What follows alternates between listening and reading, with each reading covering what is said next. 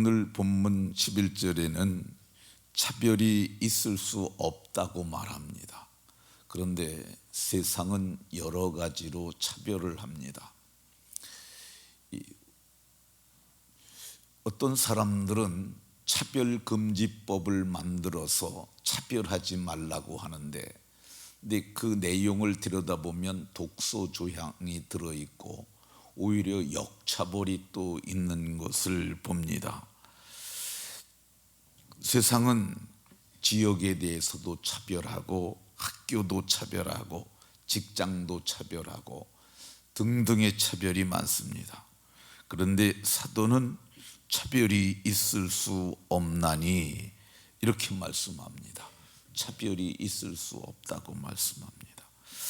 그런데 사도께서 목회를 하시고 선교하셨던 그 시대에 차별이 없었냐? 차별이 있었습니다. 오늘 본문에 보면 헬라인이나 유대인이나 이렇게 말하잖아요. 헬라인과 유대인들은 민족적 차별을 많이 했습니다. 할례파나 무할례파나 차별이 많이 있었습니다. 이 유대인들은 특별히 할례 받지 못한 사람들을 아주 차별을 많이 했습니다.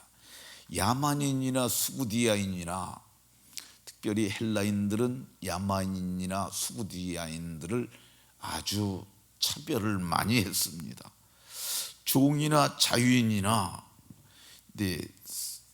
종과 자유는 신분의 차별이 있었던 것을 봅니다. 그런데 사도께서는 차별이 없다고, 차별이 있을 수 없다고 얘기를 합니다. 차별하지 말라고 얘기하는 게 아니라 차별이 있을 수 없다고 그렇게 말씀하십니다. 그러면 어디에서 차별이 있을 수 없느냐? 여기 11절 초반부에 보면은 거기에는 차별이 있을 수 없다고 얘기를 합니다.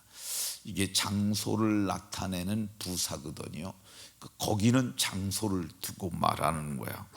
그러면 거기가 어디냐? 새 사람들이 있는 곳에는 차별이 있을 수 없다고 말합니다. 거기에는 왜 차별이 없냐? 모두가 다 새 사람이 됐어요. 그러니까 이게 차별이 있을 수 없는 겁니다. 거기에는 왜 차별이 있을 수 없느냐? 본질이 다 똑같아요.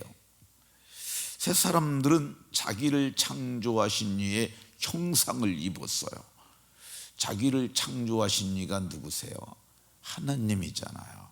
우리가 하나님의 형상을 입은 것이 차별이 없어요. 거기에는 왜 차별이 없느냐? 새 사람들은 의와 진리와 거룩함의 본질이 똑같아요. 차별이 있을 수 없다고 사도는 말씀하십니다. 왜 거기는 차별이 없느냐? 믿음으로 말미암아 의롭다함을 받으신 의가 똑같아요. 하나님 앞에 모두가 설 수 있는 당당한 의를 갖고 있어요. 그러니까 사도는 차별이 있을 수 없다고 얘기를 합니다. 거기는 왜 차별이 없느냐? 그리스도 예수를 믿는 믿음이 같아요. 그러니까 차별이 있을 수 없다고 성경이 말씀합니다. 왜 차별이 없느냐? 거기는 차별이 있을 수 없느냐? 성경은 이 자기를 창조하신 이의 형상을 따라 지식에까지 새롭게 하심을 받았다고 말씀해요. 이거는 하나님을 아는 지식이고 신적 지식인데 이게 차별이 있을 수 없다고 그럽니다. 우리가 한 성령으로 또 같은 말씀을 받았으니까 우리는 차별이 있을 수 없는 줄로 깨달으시기 바랍니다. 그런데 성경은 차별이 없는 곳이 어디라고 말씀하느냐? 현재 차별이 있을 수 없는 것은 교회입니다. 교회는 차별이 있을 수 없어요. 차별이 있을 수 없는 곳이 어디냐? 그것은 회복된 주님의 나라, 완성된 주님의 나라에 들어가게 되면 우리가 모두가 이 자녀의 신분을 완전히 회복하게 되고 그리스도의 영광의 몸의 형체와 같은 몸을 입게 되니까 거기에는 차별이 있을 수 없습니다. 차별이 있을 수 없는 이유가 뭐냐? 오늘 11절 하반절에는 오직 그리스도는 만유시요 만유 안에 계시느니라 이렇게 말씀합니다. 이 만유라는 말은 모든 우주에 있는 모든 존재들을 만유라고 얘기를 하는데, 그 만유의 주인이 누구냐? 그리스도고, 우리도 그 안에 있으니까 이 차별이 있을 수 없음을 말씀하고 있습니다. 그러면 현재 교회가 차별이 있을 수 없어야 하는데 차별이 있을 수 없느냐? 사람들마다 생각이 다를 수 있습니다. 어떤 교회는 차별이 있는 교회도 있고 어떤 교회는 차별하지 않는 교회도 있다고 생각합니다. 저희 교회는 제가 생각하건대 차별이 거의 없지 않을까 하는 생각이 듭니다. 그러니까 우리 교회는 부자도 없고 그러니까 이게 차별이 거의 없는 그냥 그런 교회다 이렇게 생각이 듭니다. 이 성경대로의 교회는 차별이 있을 수 없으니까 이 차별하지 말아야 합니다. 야고보 장로님이죠. 예수님의 동생 야고보입니다.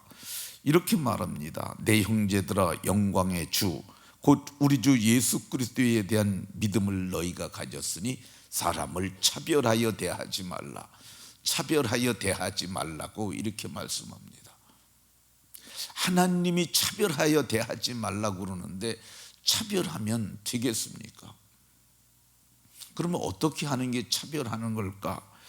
이 2절에서 야고보 2장 2절 이하를 보게 되면 이 어떤 좋은 옷을 입고 금가락지를 끼고 귀한 자태를 가지신 분이 들어오고 또 초라하고 남루한 모습을 가진 사람이 들어오면은 그 금가락지를 끼고 화려한 옷을 입은 그분에게는 이 좋은 자리에 앉으소서 이렇게 자리를 권하고, 그리고 남루한 사람에게는 너는 거기 서 있든지 바닥에 앉든지 그렇게 하라고 얘기를 하면 그게 차별하여 대하는 것이라고 이렇게 말씀하고 있습니다.